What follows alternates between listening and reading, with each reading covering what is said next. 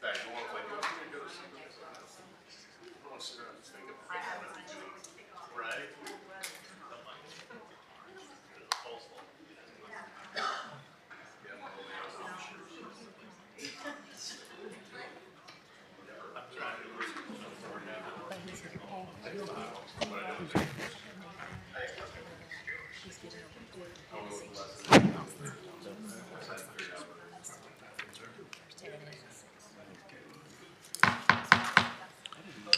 Good evening. Pardon me. It is not 7 o'clock. It is just 6 o'clock. If everyone would please rise for the pledge.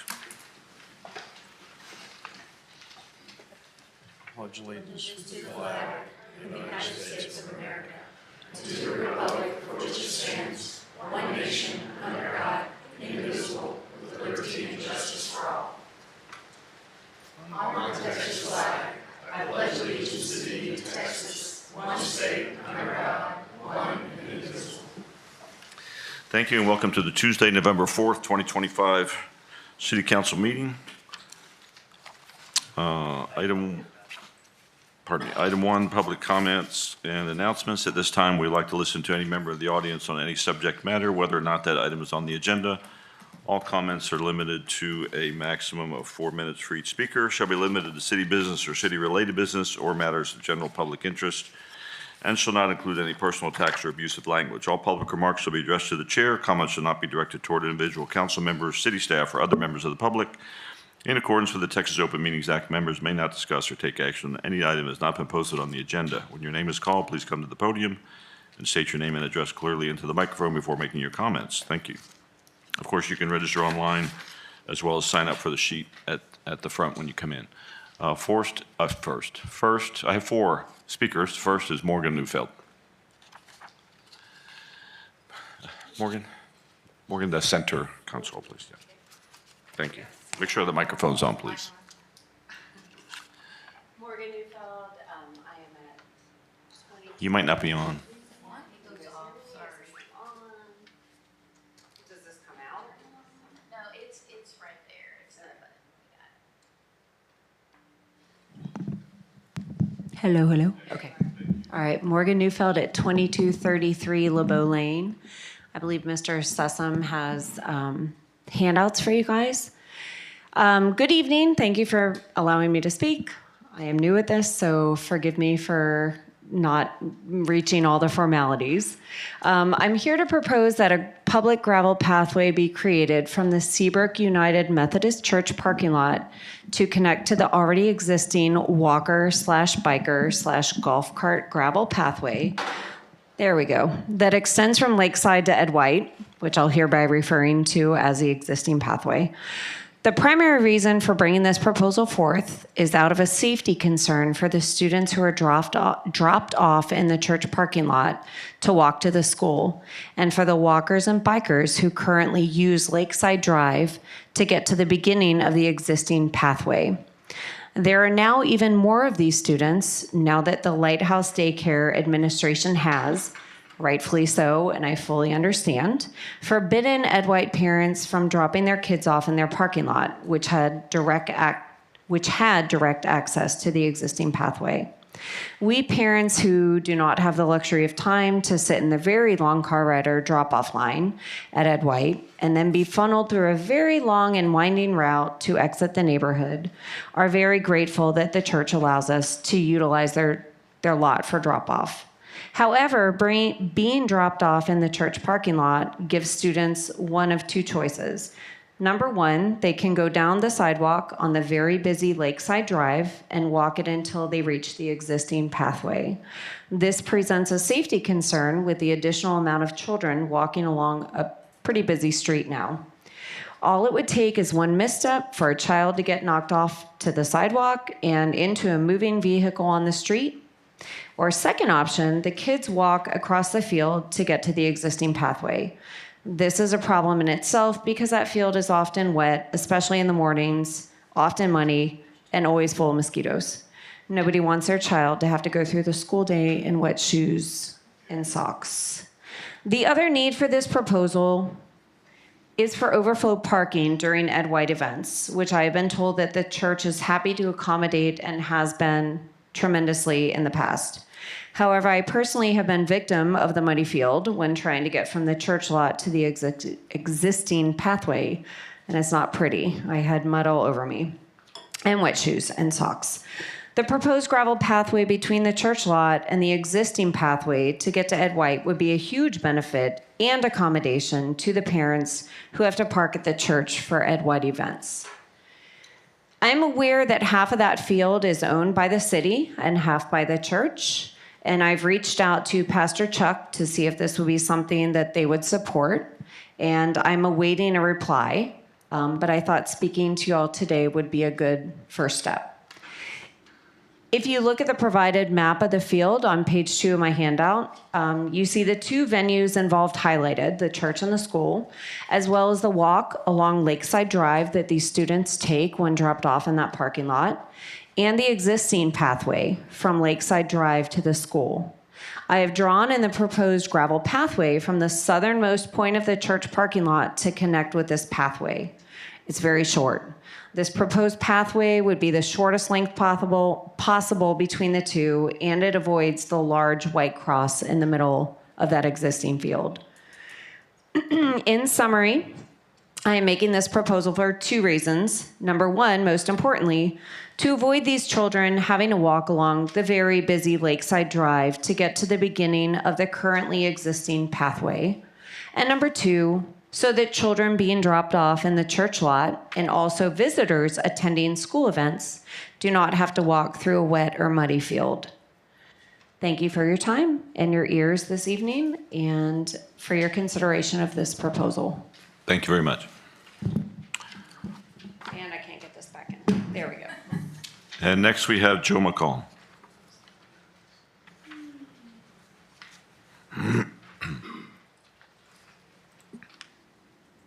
Hello, Joe McCall, City of Seabrook, for 58 years. Today I had to call the water department out. Andrew showed up within like an hour and found out the problem was the Ellis Cove builders didn't do the French drain correctly. So kudos to him. I also had not an incident. It was a good meeting with one of the Seabrook police officers at Margarita Jones, and couldn't have been more professional, just super good guy. So those are the 2 really good things. I liked seeing that. There's about 5 dead pine trees on Repsdorf. Last storm, there was a whole bunch of debris all over the road. Those have been there for 2.5 years. They actually had the red ribbons around them to cut down, but the old maintenance guy that lived at Bar Harbor, that's where they are, said they don't want to pay and take them down because it costs them money. They're going to fall in the next storm and fall onto Repsdorf and hurt or kill someone.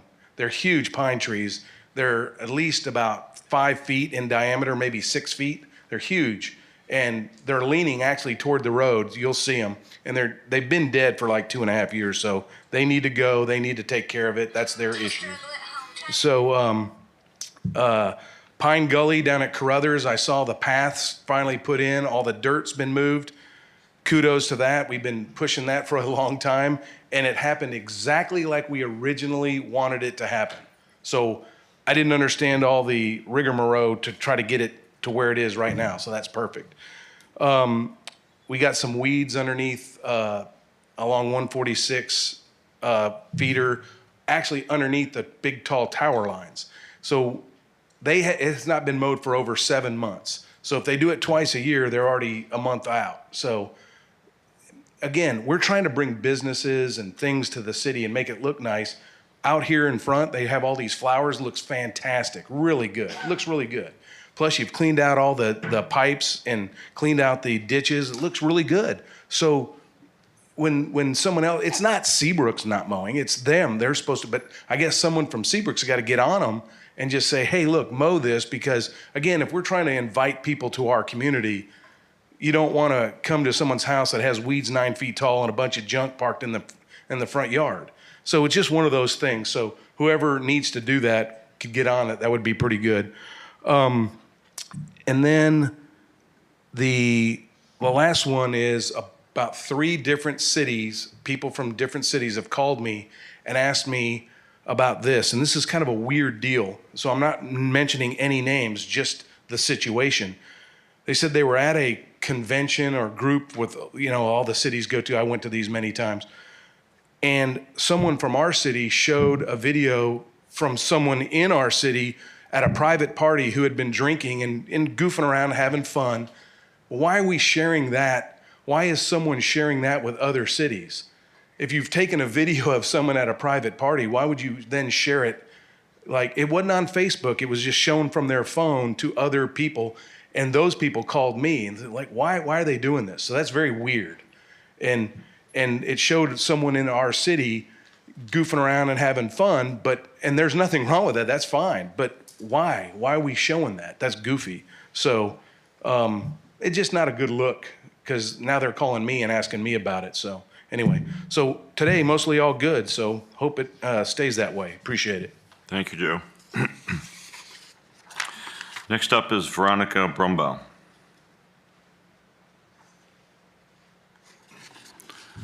Good evening. My name is Veronica Brumbaugh of 2229 LeBeau Lane.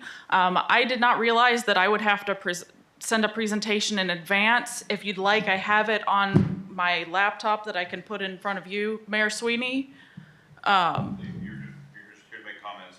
You feel free to talk. Okay. All right, so I am speaking to the EDC consideration and future consideration by the council of the Pomodoros and the Edge investment. I'm going to explain why I believe this investment is not sound. My 6 main points are that a 5-year delay in getting this project off the ground speaks to overall unsoundness and project management incompetence. The 30% of their total project cost being requested from EDC, to me, is a demonstrative of a significant financial risk.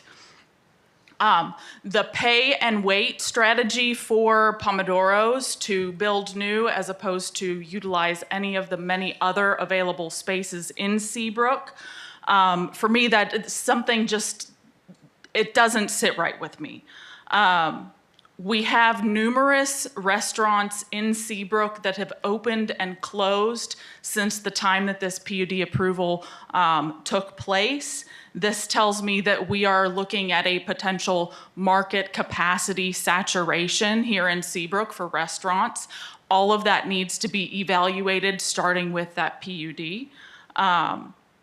And the residential market as well is we have an oversupply that will lead to a vicious cycle. And I am recommending the alternative that we should bring tenants into existing spaces before we channel a lot of EDC funds to someone who wants to build from scratch. So speaking more specifically, and I realize my time is very limited, we have seen a 4 to 5 year delay from that initial time period. Any assumptions or calculations that were made at the time the PUD was approved, they're out the window, they're gone. So we should be completely tabling the PUD and resetting 100% of everything instead of these rolling amendments, for which the most recent was 2 years old. I'd like to also point out that we could compare the 800,000 or 850,000 that the EDC had recommended, compare that to the 200,000 that we gave to Margarita Jones. There's a huge disparity there. I'd also like to point out the space available in Seabrook. This is just from me searching very quickly on the internet. We have 4 spaces by the gas station north of Red Bluff. We have 8 spaces in the location where Zane's Original is located. We have 7 spaces available in Miramar, 6 spaces at Pelican Plaza, 5 spaces in the complex that hosts Athena's, Wong's, and Iguanas Ranas, Sunny's, former location. Diamici, former location. Marburger's, former location. The Alpha Montessori, former location, and at least 3 more, and those are just available for lease. That doesn't include the properties also available for sale. We need to be filling all of these empty storefronts so that we don't look like a ghost town when people drive down 146 and NASA 1. As to the vicious cycle for the residential situation, we have a residential oversupply. We put on 320 so-called luxury units at the edge. Our vacancies now have increased by 320 units.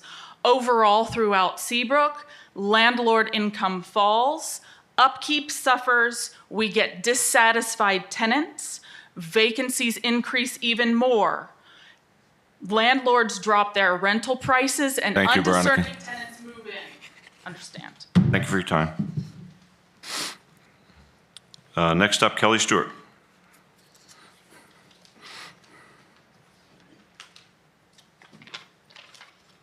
Good evening. Good evening. I'm Kelly Stewart. I'm speaking tonight because transparency is not a privilege.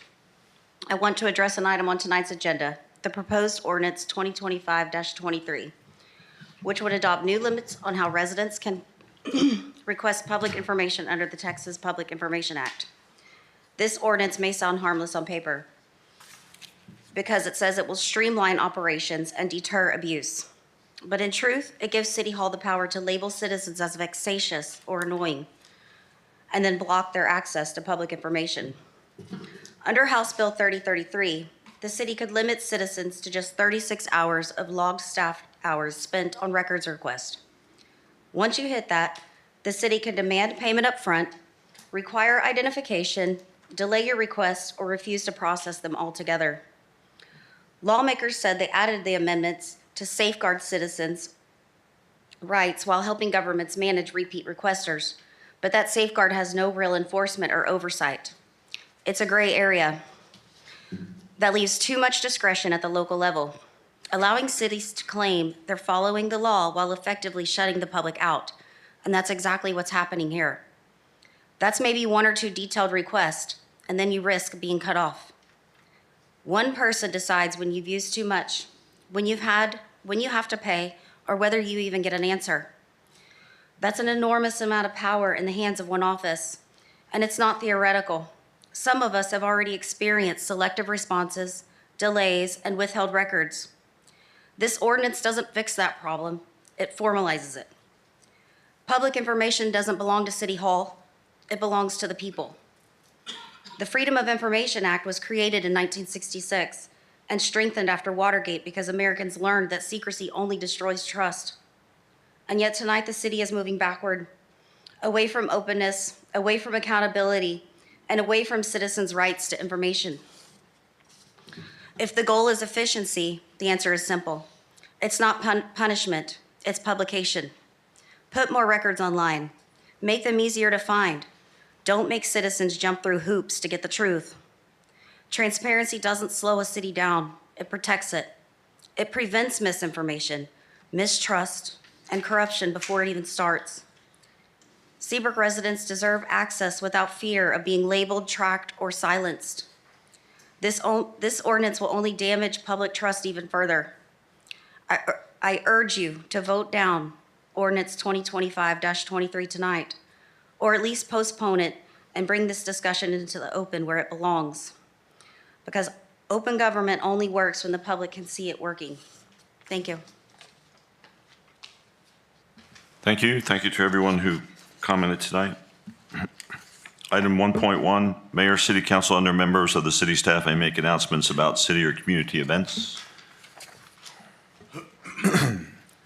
All right, on Tuesday, November 11th, we have our annual Veterans Day ceremony at the Bay Area Veterans Memorial to honor all veterans and their families for their service and sacrifice. Once again, that is Tuesday, November 11th, 2025, from 11 a.m. to 12 p.m. at Bay Area Veterans Memorial. For more information on that, you can go to seabrooktexas.gov/fall sweep. City offices are closed during the Thanksgiving break on November 27th, which is a Thursday, and then the next day, Friday, November 28th. They'll be closed all day. And the last event I have here is our tree lighting. Seabrook's annual tree lighting brings the community together with holiday music, festive treats, local vendors, and a special visit from Santa Claus to kick off the season in magical style. That'll be on Thursday, December 4th, from 6 p.m. to 8 p.m., right over across the street at the community house. For more information on that, you can go to seabrooktexas.gov/tree lighting.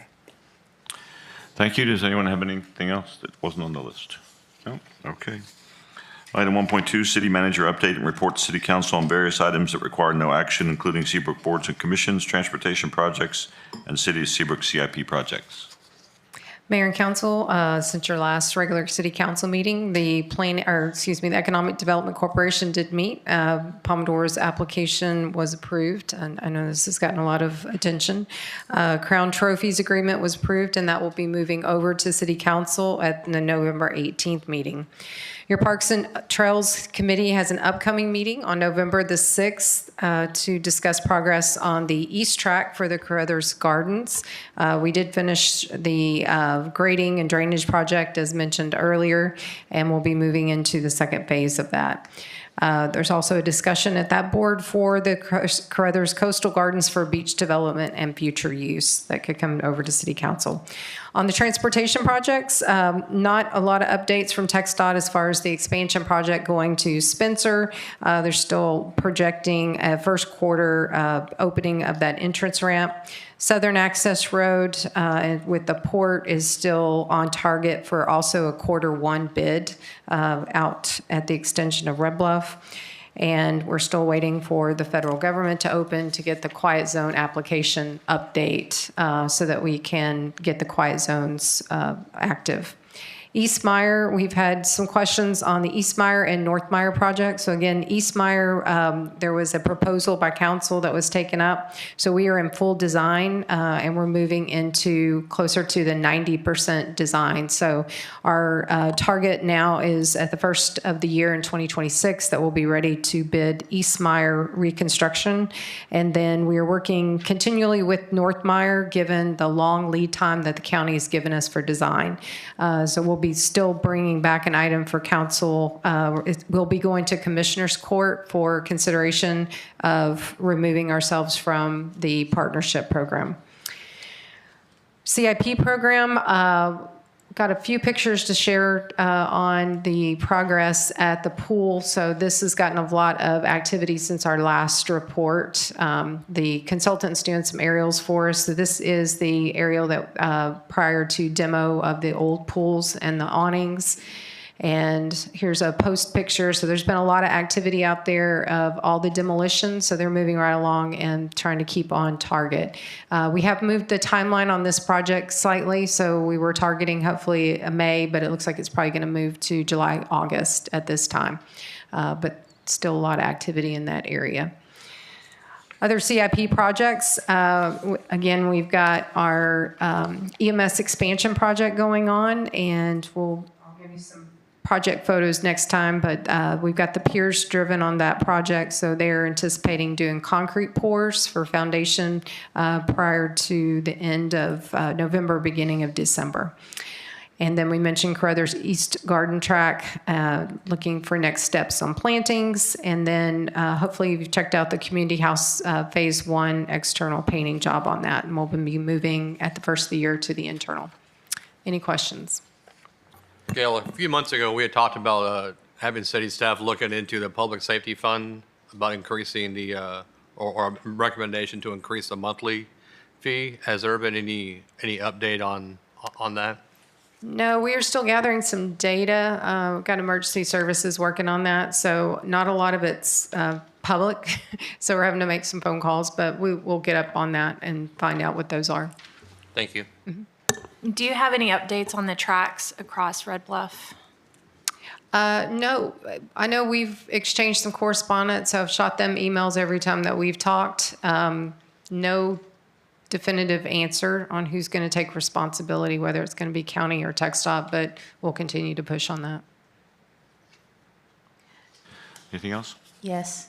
The banners on NASA 1, are we getting every light done? Because I know it's every 2 or 3 in some places, and there's no brackets, I noticed on some. Correct. So most cities we found will skip at least every other light pole. So that was intentional. Is that what your question was? No. There's like 1, and then there's 1, 2, 3, and then there's 1, and then there's like, so it's not, it doesn't look intentional on both sides. Okay. Let me check on that. I don't know. Okay. Anything else? Okay, thank you.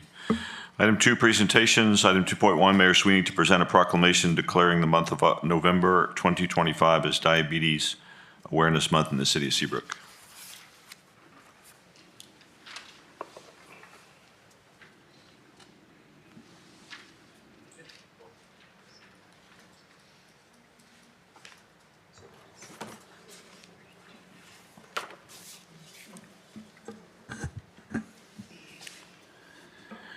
Whereas diabetes is a serious chronic disease that affects millions of people across the country with potentially life-threatening complications such as heart disease, stroke, blindness, and kidney disease.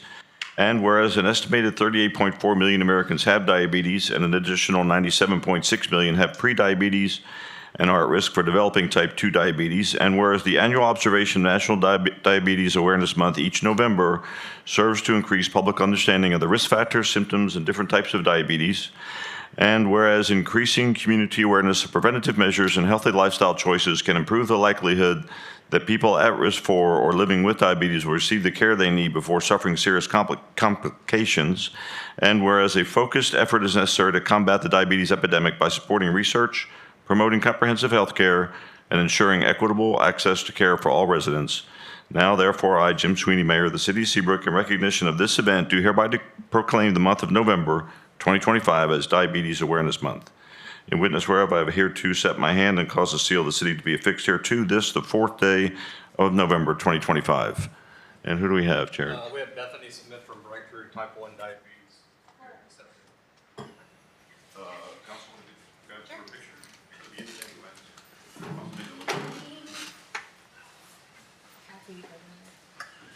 We're going to go. We also have a local resident. Local residents. Yeah.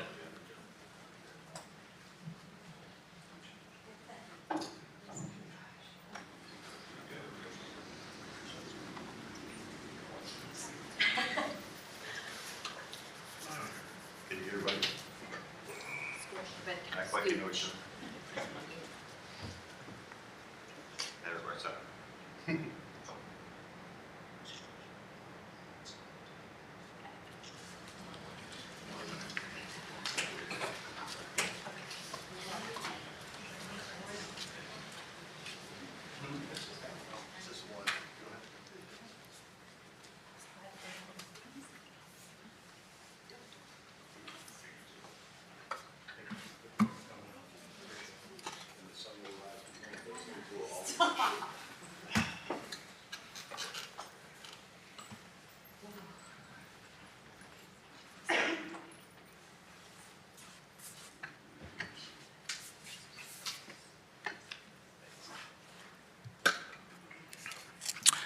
All right, thank you. Item 2.2, presentation by Amy Skiki with the Bay Area Houston Transportation Partnership, Baytran, and on its programs and membership as a partner city. It's all you.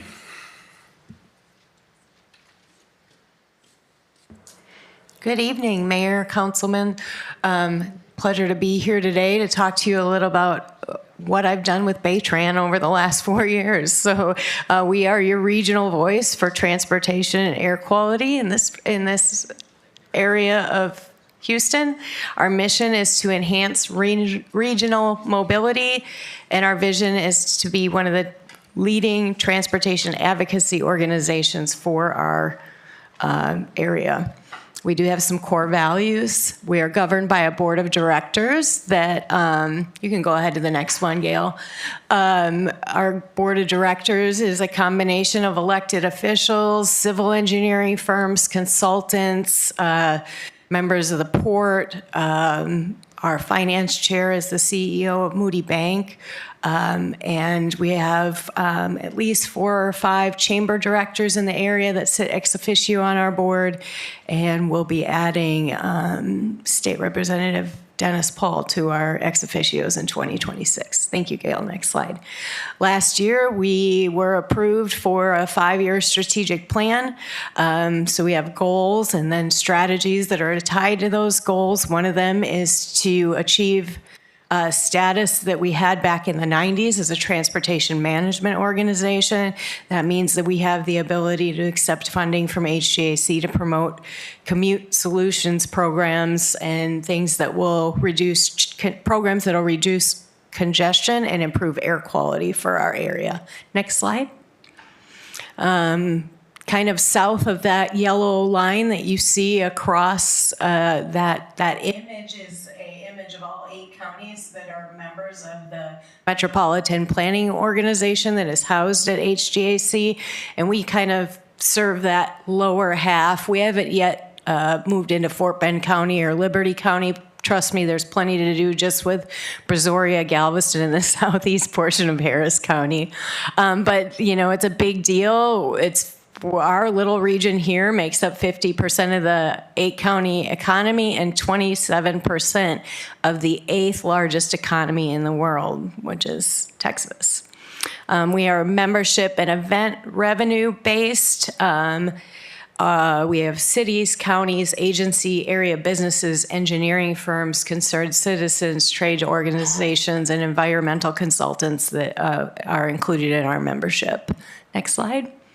Benefits include regional coordination, advocacy and education, business development, and transportation management. We actually moved into a little bit of the education space, and we do a fundraiser every year for engineering students, and they also compete in order to win those funds. They compete in what we call the Committee for the Recruitment of an Engineering Workforce, or CREW, Engineering Challenge. This year they'll be building bridges. Last year they did tiny homes.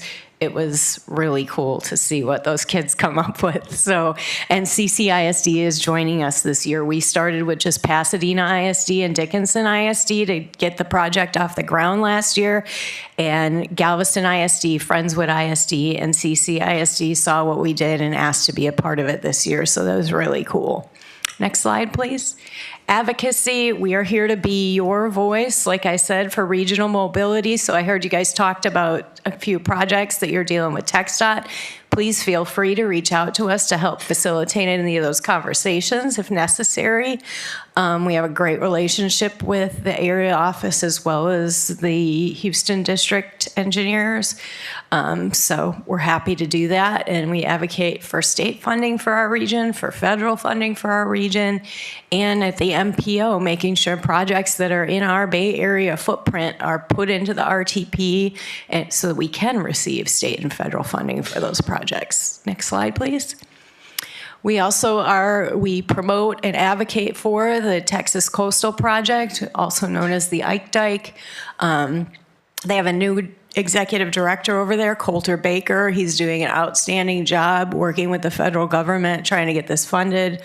When they open back up, they'll be continuing those conversations, but it's looking promising this year for them to receive some funding to get moving on this project that will protect our coast from storm surge. Next slide. I always like to talk about Vision Zero in Texas. On November 7th, which is just a few days away, of 2000 was the last zero death day on Texas highways. 25 years, we're coming up with at least one person dying every day.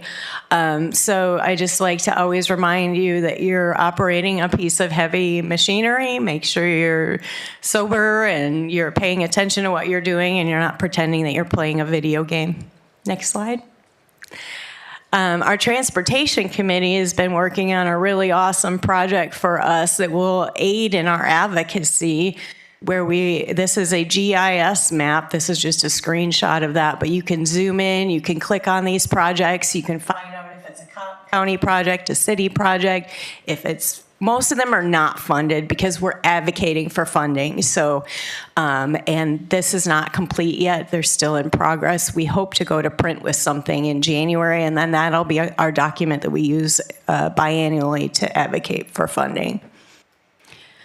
The situation, funding for TxDOT did not look great this last UTP. We were lost funding in every category except for two, which was the strategic priority and clear lanes, and then the kind of what the non-traditionally funded projects, which is kind of at the commission's pleasure for funding. So we will be advocating very heavily to increase funding for TxDOT in the coming biennium as we're growing. And it doesn't make sense to me that we have a state surplus and we're not funding the infrastructure that we need to move the people and the businesses that are moving here. So looking forward to that. Next slide.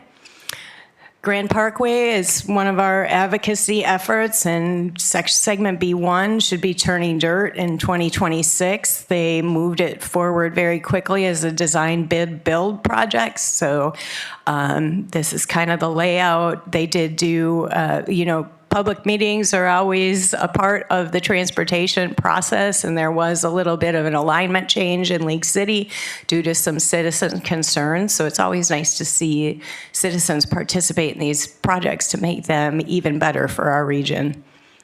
Next slide. I'm sure you guys have heard about Pelican Island Bridge. That's an ongoing conversation. It obviously needs to be replaced and upgraded, but it's kind of, I'm not really sure where it is in the process right now, but I know that the city of Galveston, Texas A&M, and Port Houston and others are partners in funding that project, and hopefully we'll see that moving forward real soon. Next slide. Really cool project that actually Seabrook funded back in 2007, 2008, a study for this Bay Area water taxi. The trolley component wasn't an idea at the time when that was done. So I'm working with HGAC and Commissioner Garcia's office to see if we can find funding to update that study. I was able to get it into their planning process for funding to update the study, but we don't get the money until 2031, and I'd like to see us study that a lot faster and have it on the ground a lot sooner than 2031. So hopefully Commissioner Garcia comes through for us with that. This year, you'll see a couple of committees highlighted there under our committees. Commissioner Hank Doogie from Galveston County Precinct 3.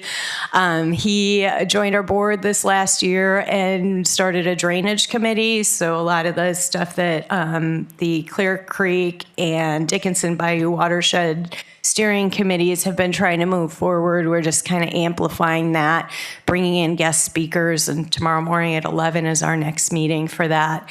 And then we also started a Ports and Maritime subcommittee that is working kind of in tandem with BAHEP and their Maritime Advisory Committee, their IMAC committee that they have there. They really talk about the stuff that's going on the water side of things, and we're making sure that what we hear on the water side of things in those meetings are then taken to the land side, because the ports are expanding. Port Houston's funded itself to dredge and widen the ship channel and make it deeper, which move those projects forward a lot faster, but our land transportation isn't keeping up with that, and they're looking to double their container volumes in 8 years. So we need to figure out the roadway transportation. And that's all I have. Does anybody have any questions for me? How many staff members do you have, Amy? I just hired my first person to help me in September. So I have been doing this with myself and an intern funded by the Office of Strategic Partnerships from University of Houston Clear Lake, and a wonderful board of directors that have been very supportive and encouraging in us taking on all these efforts. Well, thank you. Anybody have any questions? Summer and I participated in the Drainage Committee, subcommittee, and we it takes a village, right, to get this done. It does. Or do you have some? No, I was just going to make sure we illustrated that because the Drainage Committee has done a tremendous amount of work on making sure that in heavy rainfall events that there is not a massive flooding event that happens from Friendswood all the way down to League City and then down to Kima and Seabrook. So I feel like you guys have done a phenomenal job, and thank you for including us in that. And thank you for helping me as a new councilwoman because you've been really helpful. So I appreciate you. And I love being y'all's liaison. Thank you, Summer. Thank you, Amy. You bet. Item 2.3, presentation of the quarterly report from the Seabrook Volunteer Fire Department. Chief?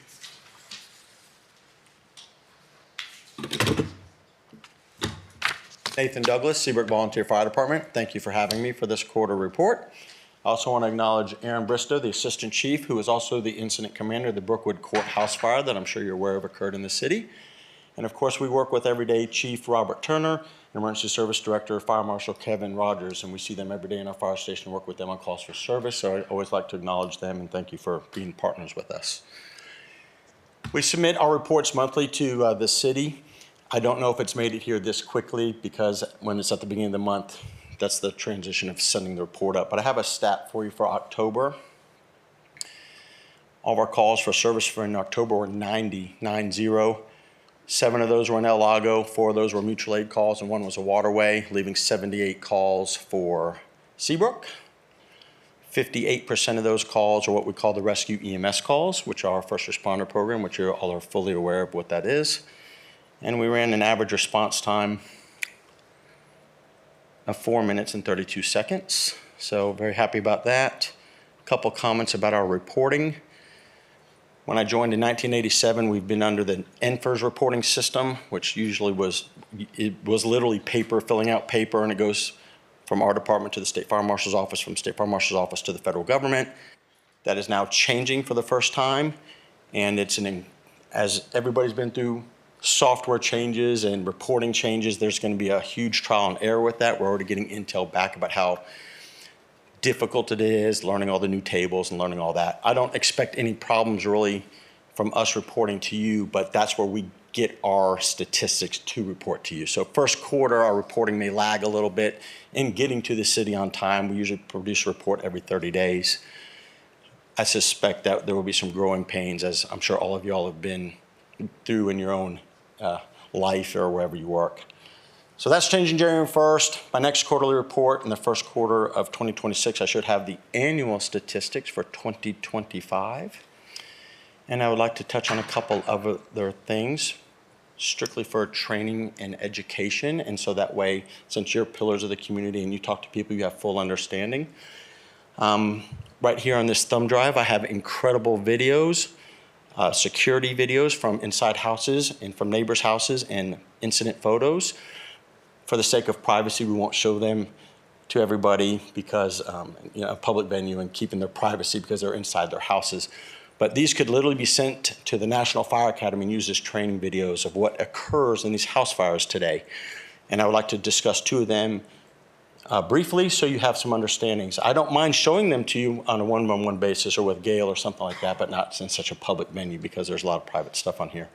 The first one is on Sea Ledge. We had a house fire on Sea Ledge about 40 days ago. It was at the end of September. Interesting takeaways from that house fire, and the reason I'm going to tell you about these is there are 2 house fires, but 2 completely opposite things that happened, and no 2 fires are ever the same, literally. This was a newer house being built in Sea Ledge and Lake Point Forest. Homeowner and family are gone, and they have an incident inside their washer and dryer room, which we narrowed down to the washing machine, and the fire goes through its 4 stages. And the last stage is decay, when the fire actually ran out of oxygen, and it shows a newer house, how tight it is, how compressed it is. It basically makes an oven inside your house. So everything in your house has been blackened, melted. The temperatures are in the hundreds of degrees. Nobody has any idea your house is even on fire. From outside, you can't even tell. Maybe if somebody was walking a dog or something, they might have said, hey, I think I see something, or something's wrong in the windows. Homeowners come home, open the door. To their surprise, their house has been on fire. The fresh induction of oxygen will take that decaying fire and start flame spread again. Activation of 911, activation of neighbors. They activate and respond accordingly, which is great. They get what we affectionately call the green line, which is the garden hose, and start spraying it in at the doors and the windows, keeping the fire in check as we arrive. Almost complete and total destruction inside the house, especially the rooms of origin. But the pictures just show the magnitude of what happens inside your house. And these are devastating events for these families. Complete renovations of their houses from the inside. You drive out today, probably have no idea there was a fire. So very interesting. You all are very familiar with the box alarm assignment. That's why all those companies come.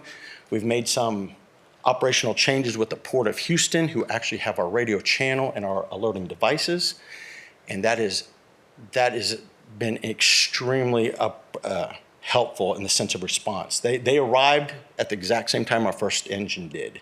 So that's what we want, the first 5 minutes, what's happening in the first 5 minutes. So that's that incident in a nutshell. The Brookwood Court fire is a completely different incident, and what's very interesting about these are just residential houses.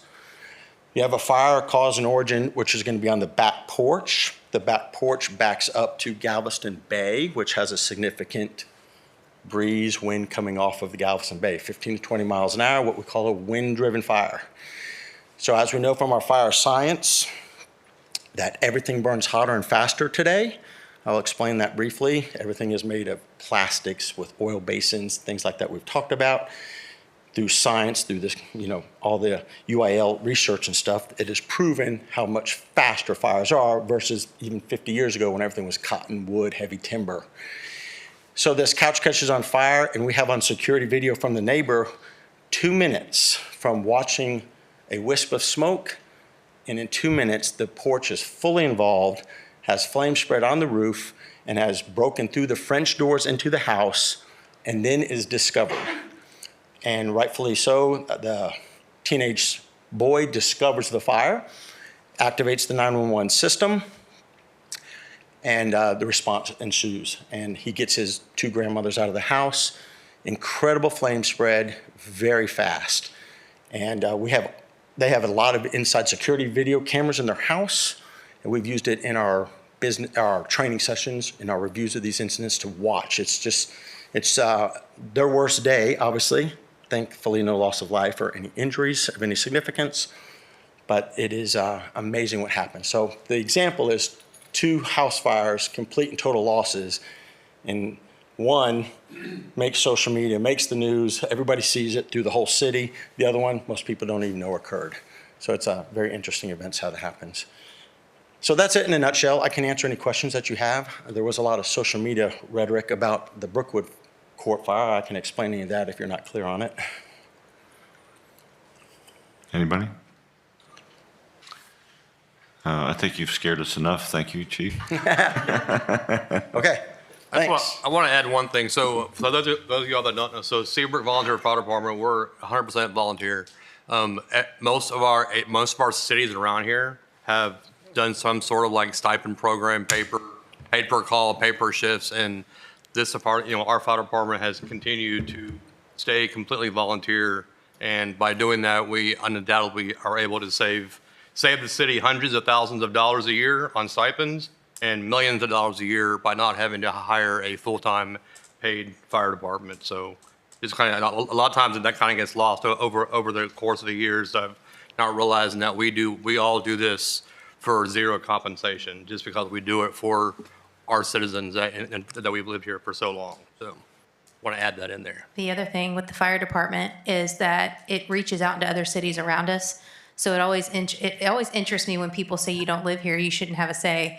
And I'm going, man, we really do have a big pivotal point between the fire department and the outreach that we give to other cities around here too. So I think that goes unnoticed and should be noted. So Thank you all. Okay, thank you.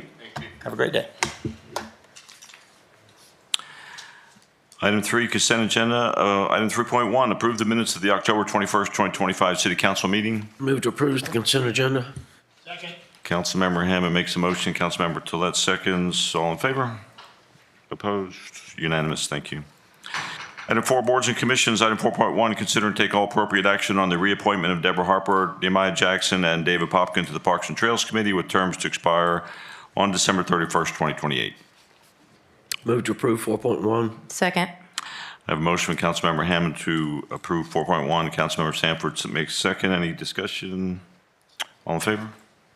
Opposed? Unanimous? Thank you. Item 4.2, consider take all appropriate action on the appointment of members to the Planning and Zoning Commission for a term to expire on December 31st, 2028. Do I understand correctly? We have 4 candidates and 3 positions. Is that right? Correct. Yes. Okay. So I'll make a motion that we reappoint Byron Hanson, Gary Renola, and we add Russ Rhodes to the Planning and Zoning Commission. Second. We have a motion on the table from Councilmember Sessom to reappoint Brian Hanson and Gary Renola to their positions and to appoint a new position, which is Russ Rhodes. And I have a second from Councilmember Hammond. Any discussion or additions? All in favor? Opposed? Unanimous? Thank you. Congratulations to everyone and thank you for serving on our committees. Let's see, item 5, I just should note 4.1, there were no additional applications at the time, so these 3 folks were already on the committee. Item 5, specific public hearing. I'm opening a public hearing at 6:50 p.m. Item 5.1, conduct a public hearing on a request for a conditional use permit to establish an open-air market at 1208 North Meyer Road as per the Seabrook City Code Appendix A, Comprehensive Zoning, Article 4, Special Use Regulations, Section 4.11, Conditional Use Permit Criteria and Procedures. Sean, you're going. Yeah. There you are. Good evening, Mayor and Council. Just to give you a quick report, Seabrook Cheese Company is requesting a conditional use permit to operate an open-air market at 1208 North Meyer Road. Currently, they're operating under special event permit exceptions that we have in place. They've used up those, the allowance for the number of special events they can have, and due to the success of the event, they're asking now for a conditional use permit to operate at that location. I think most people are familiar with the site. This is the current location of the Seabrook Cheese Company. They operate the market at 1208 North Meyer Road, which is in their parking lot. They've had several events. Besties and Bubbles Summer Market is one of their events. Ladies Night Market is one of their events. And then Blooms and Bubbly is one of their events. The Planning and Zoning Commission, its regular meeting on September 18, 2025, unanimously recommended that the City Council approve the request for conditional use permit. And they recommended it, and they did not provide any guidance with any type of conditions on the permit. So currently, they could just operate the market as a use by right. So I want to add that. With that, I welcome any questions you all may have. Yeah, has there been a survey taken of our existing sticks and bricks as to the effect of this market when they have it? How it affects our other businesses? I do not believe so. Not from the staff level. There has not been. Anybody else? I can say that I've attended several of the events there, and I've gone to all spas whenever I go over there, and I've gone to, other places around there. When I've gone personally, I can't speak for someone that is out of town coming in, but I do know they attract a lot of people from outside the city in as well. Well, the businesses I talked to further down into the old Seabrook said that when they have a Main Street event, it just kills their business. And my concern would be, excuse me, my concern would be is that these are, traveling realtors. They come in, they have no buy-in in Seabrook. It may benefit, one or two, but it may hurt others. And it also, if they are going to be selling the same things that the businesses deeper in Old Seabrook are doing, are we putting them at risk of driving them out? And once they're gone, who will we get to come in? The other part of it is when we have these kind of transient retailers coming in for these kind of events, these open air, what does that do for a property owner that's trying to rent out their property to a small business? Can I speak on that for this particular business? Sure. So this particular business does have a brick and mortar, and they're using the parking lot adjacent to it to supplement their existing business. So I think this is kind of a unique situation, how they are paying for the brick and mortar and the expenses that come with that. I think by having the event every couple times a month, they're kind of supplementing their existing expenses that they have at that location. So I would add that. I understand, but if you take this in the farm to market or the farmer's market, that means that almost every Saturday we'll be having a pop-up event, which is going to affect the Sticks and Bricks in Old Seabrook. And secondly, are there going to be multiple ones? Are there going to be multiple ones, open markets at the same weekends? I mean, would that create that, if this one, we approve this one, will we end up with multiple ones on the weekends? I think Open that's air. possible. I think you could have, currently, we've approved one special events permit for markets. There's an agreement for the city use property, but currently the only other open air market conditional use permit that's active is Jennifer Treasure's. And so she has that in place, prior approved permit. This would be the second request to have an active market. There was another permit approved once upon a time that was at the property across the street, but they no longer have an active permit over there. That business has changed to trying to think of the name of the business. It's directly across the street, but that bit, you know where I'm talking about. So this would be second request. All the other special events, all the other markets that we've had have been approved through the special event process, other than the one that we have on the city property currently, which is by special agreement. The Seabrook Cheese Market is that mostly kind of like arts and crafts kind of, type of things being sold there? Or is it kind of like it wouldn't be in competition with, or not going to be competition, but just the same type markets as the farmer's market? Or do you know? It's basically arts and craft. And I know the applicants here got any detailed questions. I'm sure you'd be willing to answer those. So I think that would, even if it was on the same weekend as a farmer's market, you've got two complete different types of things being sold there. And if there were ever a market where they both were happening at the same time, it may inadvertently help the other one, because bringing more people in there to attend their market may also kind of lead them down to the farmer's market and vice versa. Aren't all of these, okay, I'm going to give a different perspective. Sorry, buddy, I know you had something to say. Let's just take the market aside. Each one of these is a customized situation, case by case. It's not normal for P&Z to come back, because I know they had specifications of why they wanted it and when they wanted it for on their application, right? But P&Z came back with no suggestions on stipulations around this open air market, right? That's correct. Okay, so that being said, we can take it case by case, and when they come into us, we can look at it in a case by case scenario. It doesn't have to be an all or nothing precedent set on this situation, because truthfully, we've got business coming in. But let me show you something else. Seabrook Cheese Company serves wine. That gives the city 6.7% on alcohol sales, y'all.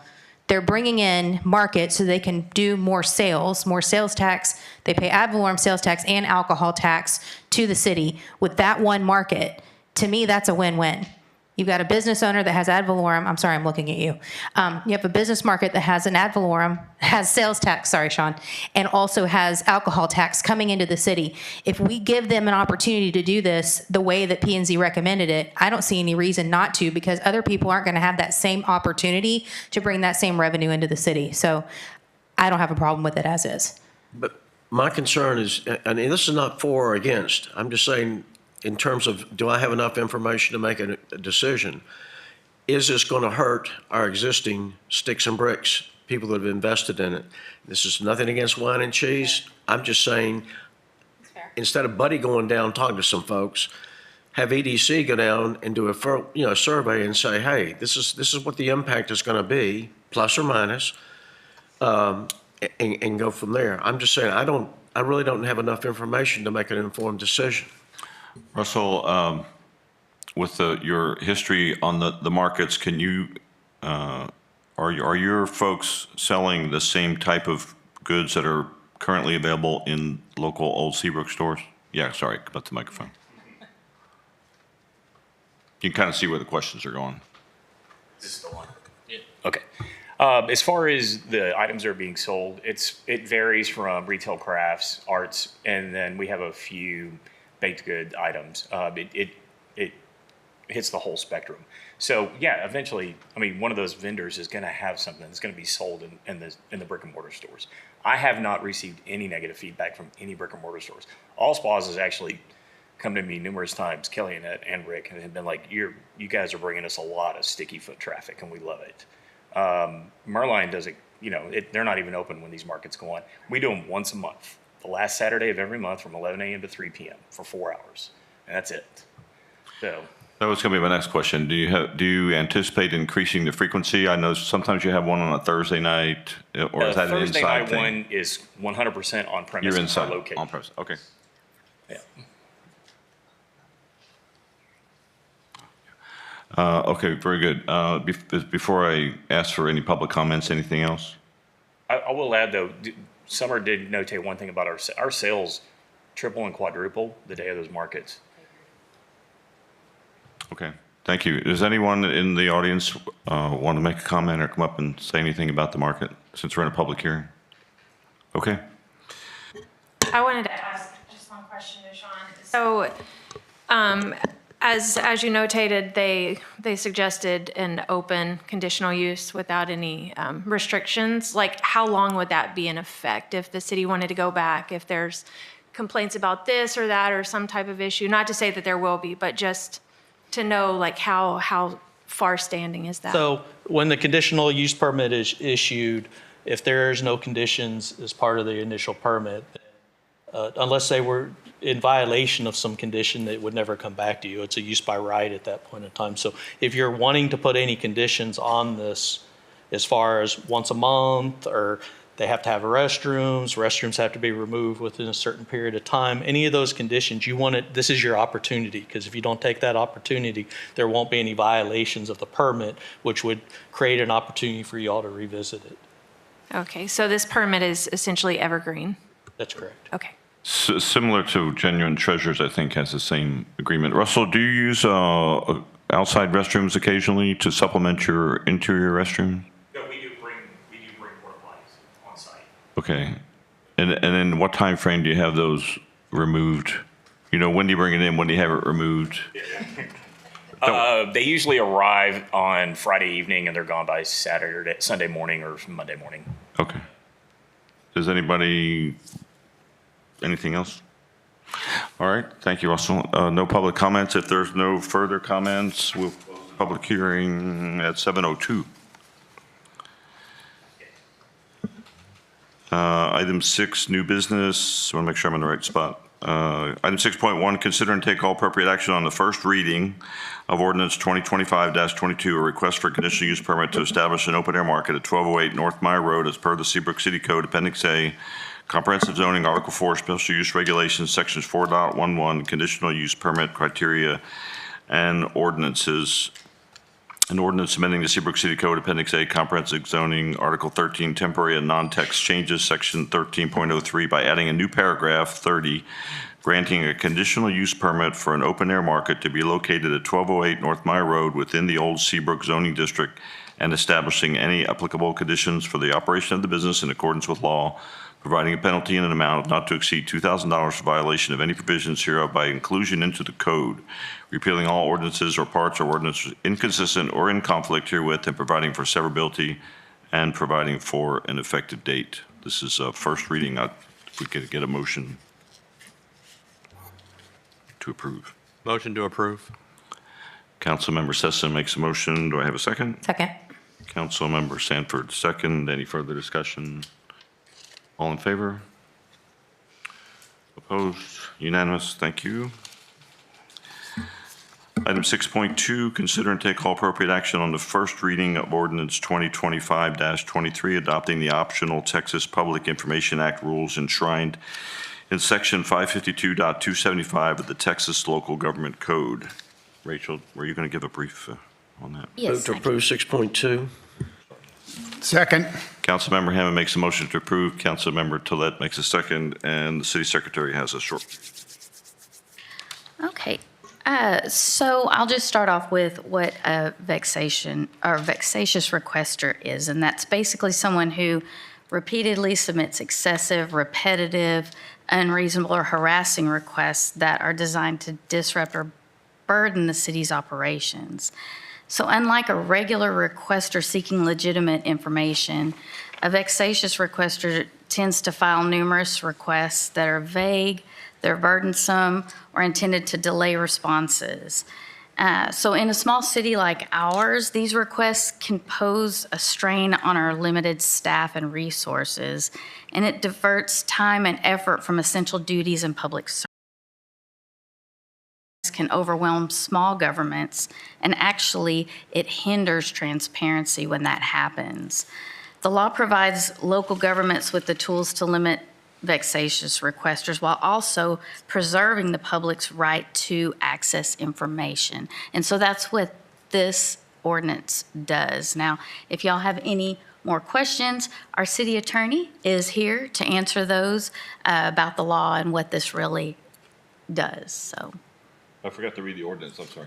I forgot to read the ordinance, let me do that first. An ordinance of the City of Seabrook, Texas, establishing a public information policy to manage excessive, repetitive, or burdensome requests for public information and designating a public information coordinator pursuant to the Texas Public Information Act, providing for an effective date and providing for severability.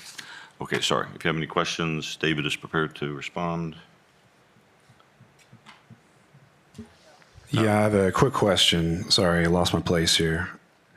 Would it be you that would determine, quote, if something is excessive, repetitive, or burdensome, or is that? There is no determination of it being excessive. Really, it's just a threshold. If somebody requires more than 36 hours of staff time to respond to a request or multiple requests in a given year, then we have the right to say, okay, here's going to be the cost. And that applies to anything, even if it was 5 minutes of staff time. The only downside to that part of it is staff's now going to be required to keep, and you may already do this, Rachel, I'm not sure, maintain, a kind of an accounting of all time spent for every request, whether it's 5 minutes or 5 hours. But ultimately, I mean, what this does is it says, hey, you've requested more than 36 hours of our time through your Public Information Act request, and we're now going to charge you. We kind of do that anyways on the front end.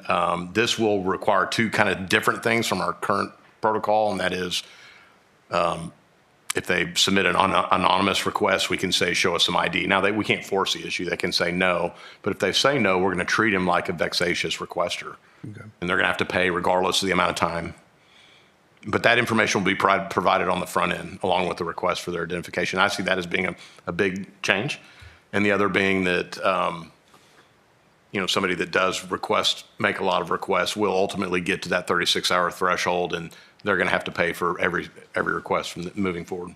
So with that 36-hour, that's scalable, right? So if we down the road have more staff or more way of handling this kind of deal, that 36-hour stays we could. Well, I think 36 hours is the least amount of time that you could have as being the ceiling. You could make it 48, or you couldn't go lower than that, though. Sure, I got you. Okay.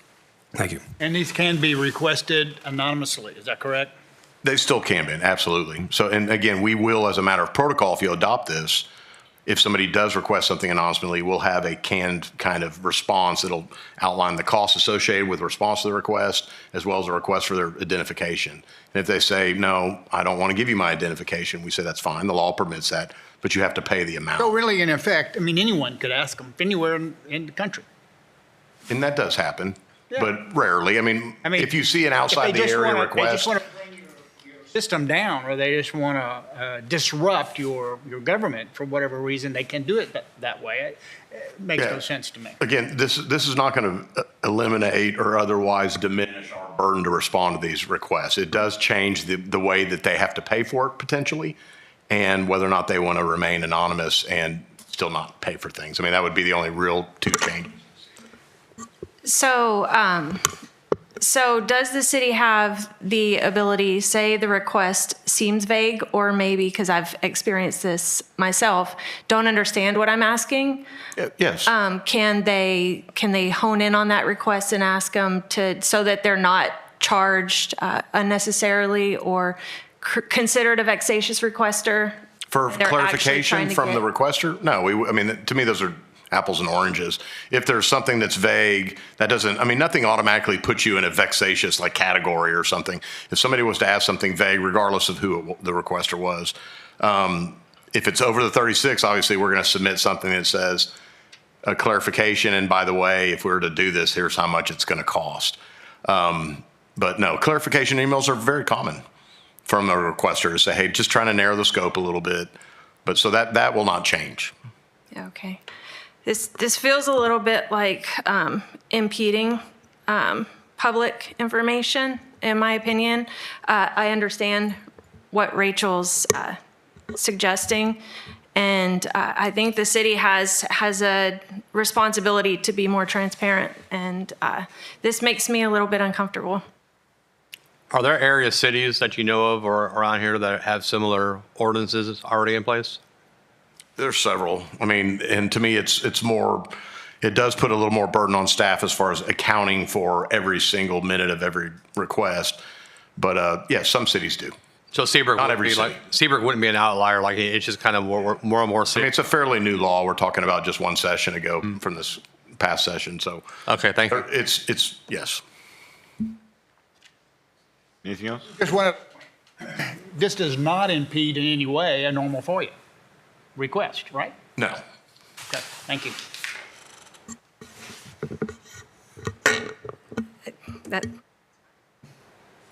Okay. Anything else? Everybody have a say that wants to say? All right, we have a motion and a second, and we're finished with discussion. All in favor? Opposed? One opposed. Councilmember Cervantes. Thank you for the discussion, everyone. Item 6.3. Sorry, I didn't lose my place. Yeah. Item 6.3, consider and take all appropriate action on renewal and amendment of the license agreement between the City of Seabrook and Texas Markets for the continued use of city property at 1209 Main Street, adding new provisions regarding vendor selection preferences, restroom requirements, and event frequency, including allowance for additional weekends. Gail, do you have some comments on the new version of the contract? So Mayor and Council, after the last time this was brought up, we met with the two owners of Texas Markets and worked through some of the previous comments, questions. In the agenda briefing, just to kind of run down what we've changed in this amended agreement for renewal is the temporary restroom facilities. We went in and defined what those were. We discussed the fifth Saturday market, which we've also talked about in the frequency, adding the ability not just to have the two, but if there's a fifth Saturday, have the fifth. The restroom intent in this revision is also allowing them to keep the restroom an additional week if they have the fifth market. Vendor prioritization was a question for Seabrook local type businesses or crafts vendors in our specific city limits. So there's verbiage in there to define and lay out the possibility if there is not duplication for the owners talked about not oversaturating their network as far as the vendors they have currently. However, if one vendor drops out, they would be willing to keep some type of list of Seabrook vendors they could call upon. Temporary signs and banners, we discussed this and we've married this up with no different than our garage sale sign ordinance that our code enforcement has taken. So we'll spell out that as a duplication, but placement can be on Thursday and removed by noon on the following Monday. And that keeps it in the same realm as all of our other temporary signs.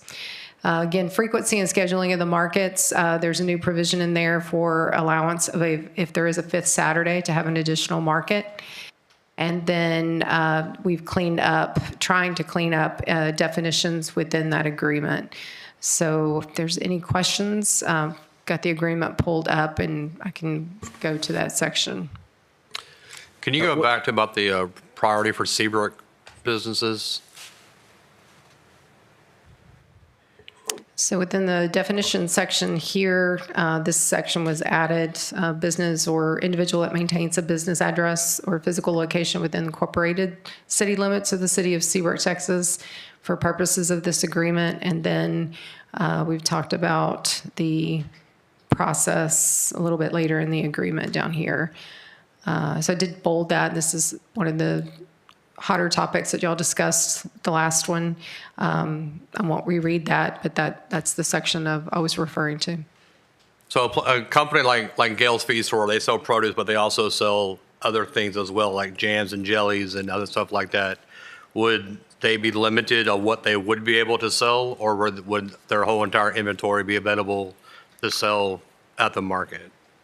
That's my understanding. If there's any duplication, they're considering that a saturation in their vendor market, so they would decline unless there's a vacancy. I think this allows for the opportunity for Seabrook business to participate, not to conflict with someone that's already there, if an opening becomes available, as I understand it. Benny? Is the previous agreement in good standing? I think the only thing that we left in our previous discussion was that the fifth Saturday was not discussed in the original agreement, and there was some additional events being held prior to us renegotiating this agreement. The restroom situation seems to. No. Buddy, you had something? Yeah, when this thing was first presented, it was as a farmer's market. Is that still, the vendors are all bringing, produce or something related? I can't firsthand speak because I haven't been to a couple of the last ones. It's mixed at the last one I've gone to. But there are stipulations inside the contract for the types of. We've mentioned that it's not flea market. Like no Temu, right. Kind of stuff.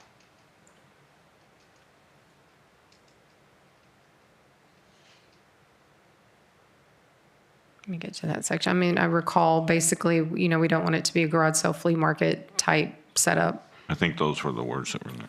Okay, and again, this just goes back to what I was saying before. So this will be 2 times a month. Wine and cheese will be 1 time a month. And there will occasionally be an overlap, I think. Yeah. So. Also, just want to, for the record, the fifth Saturday, the restroom on the fifth Saturday, for instance, this month has a fifth Saturday, which is the 29th. So there would be the 1st and the 15th would be the markets, and then the restroom would disappear on the 17th, be returned on the 28th for the fifth Saturday if they decide to have a fifth Saturday, and could then stay through the first Saturday in December and be removed on Monday the 8th, as I understand our schedule here in the contract. So I don't have a problem with that. I'm just clarifying. On the vendors side, I know that there was a thing in here like no flea market type booths, but is this like? 'Cause I know like some people have mentioned like they don't want like arts and crafts and stuff like that at the flea market. Or I'm just sorry, at the farmers market.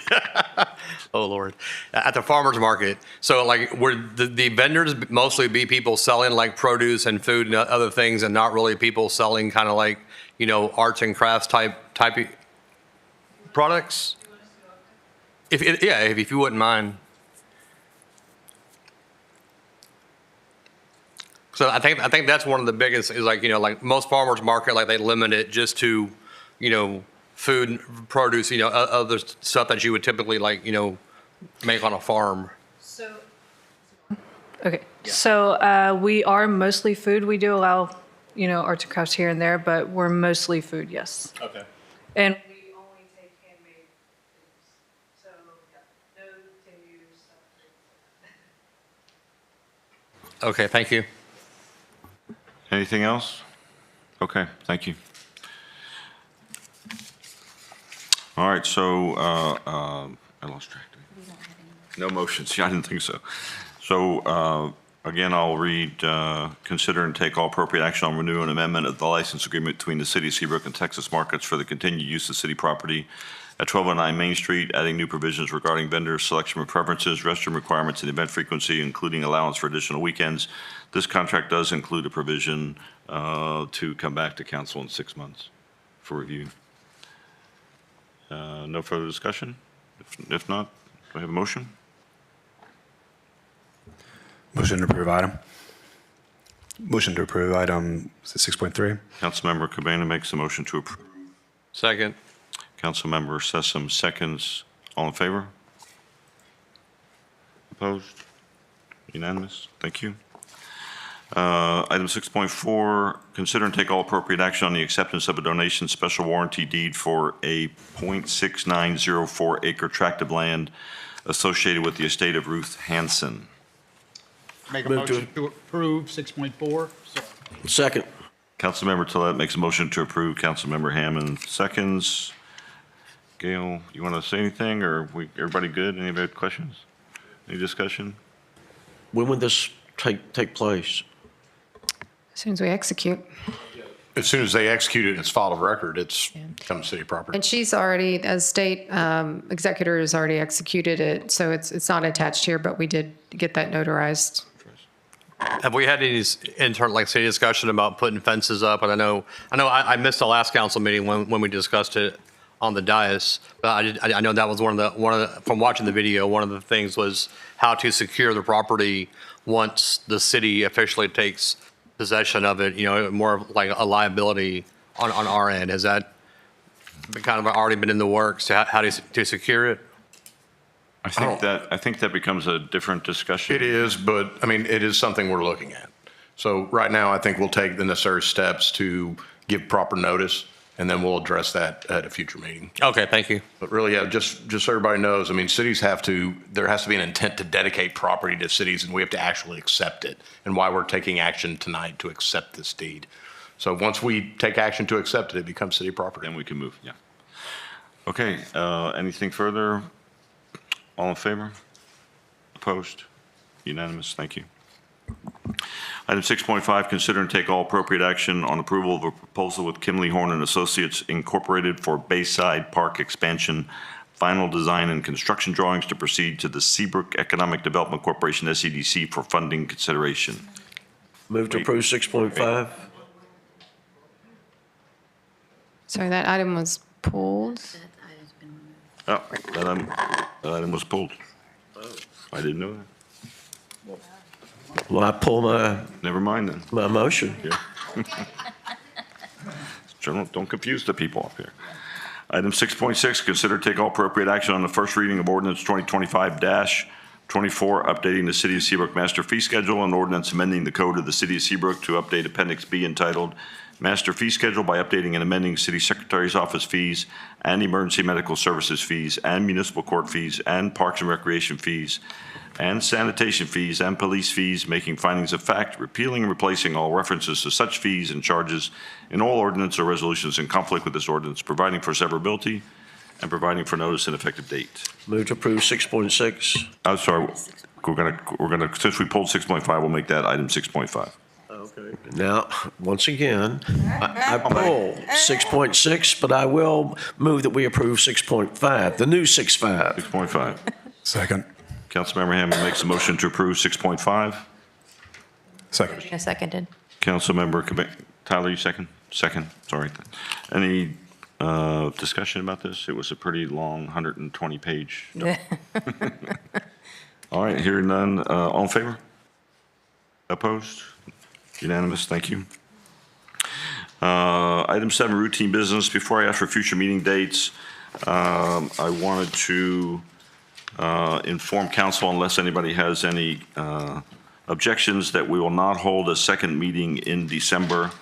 Santa Claus gave us the day off. Does anybody have any objections to that? We'll just have the first meeting in December.